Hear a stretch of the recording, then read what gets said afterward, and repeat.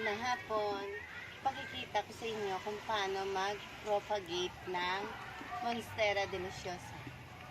At ito, ipropa natin. Kasi pwede na siyang putulin. Dito. Ito ang mix soil ko. Ang rice hull na nabubulok at saka ang garden soil. Yan. Pagkita natin guys, kuhain ko muna dito sa paso ang Monstera. Ito guys, oh.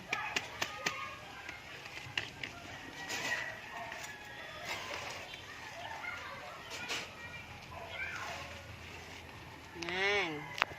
Kuhain natin ang mga bowl, mga stone. May mga stone siya, oh.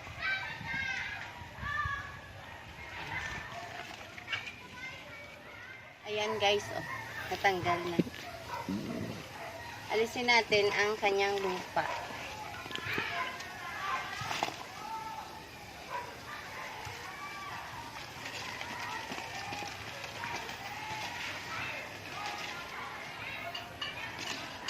Grabe, ang ganda na kaya. 2 years na ito guys. Grabe na ugat niya, oh.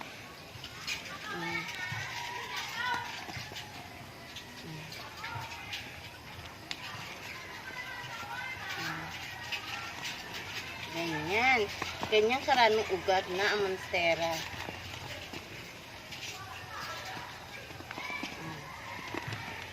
Grabe siya. Oh, may mga ganyan-ganyan na siya. Oh.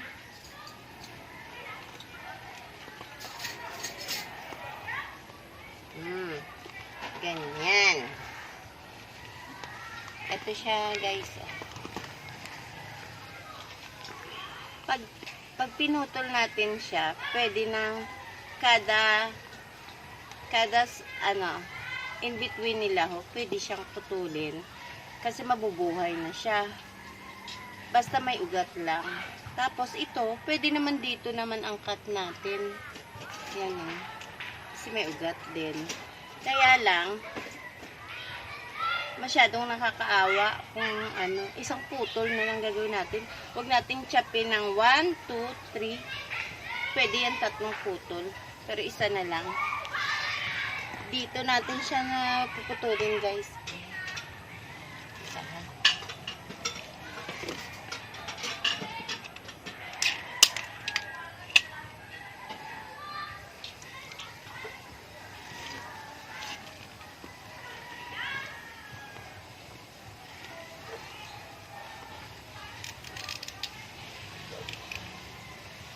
Ito guys, oh. Diyan natin puputulin sa may dito. Dito. Yan. Para makita natin yung malaking slice.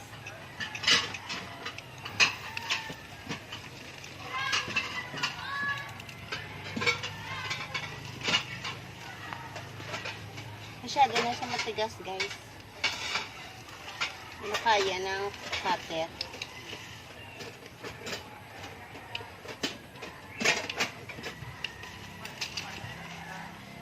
Diyan! Nakat na natin siya.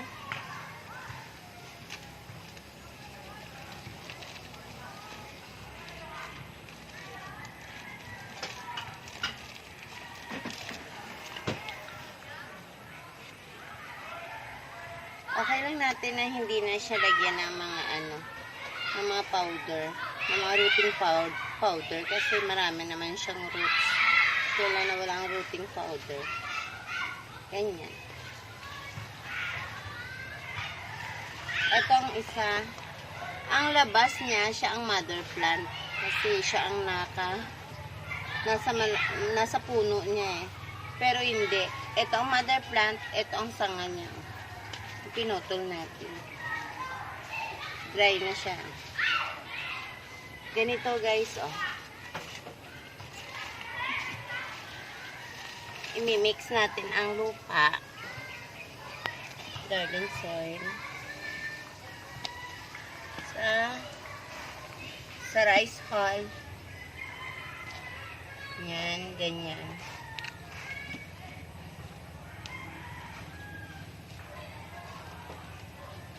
Talagyan natin siya dito sa pot. Pot na malaki kasi bagay siya. Oh.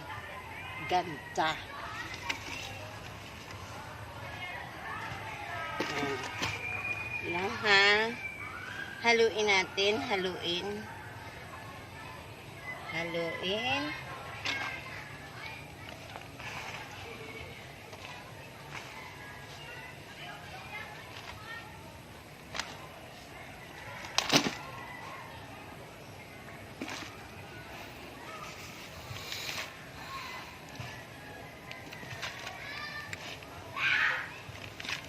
Yan. Kailangan marami siyang rice hull para malambot ang kanyang lupa. Tapos, yan. Dagdagan pa natin. Yan.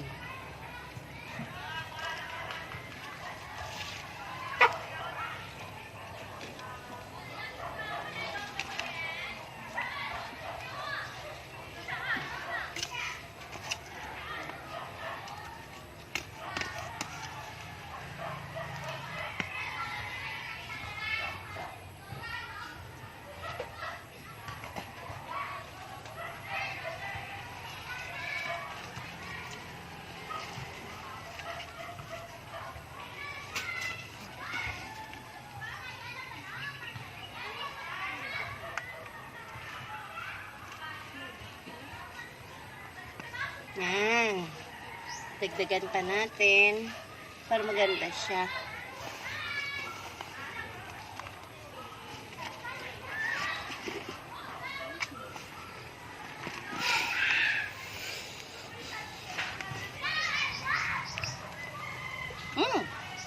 Ganda.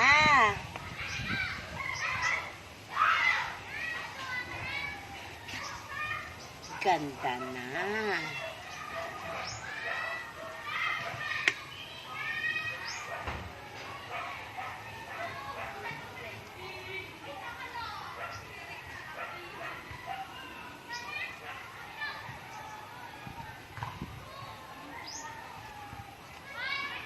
Ganda guys, oh.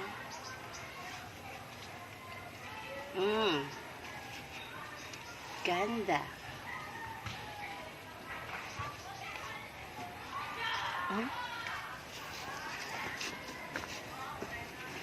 Ganda guys, oh.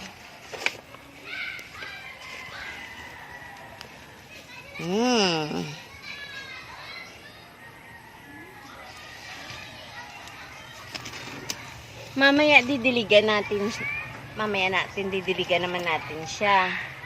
Kasi, dapat didiligan natin siya, tapos itatago natin sa malilim na lugar. Yung hindi siya naiinitan kasi bagong tanim siya eh. Tapos, ang kanyang kaputol, ibabalik natin doon sa kanyang old pot. Para dalawang puno siya. Sige guys, bye-bye. Thank you for watching. See you next vlog.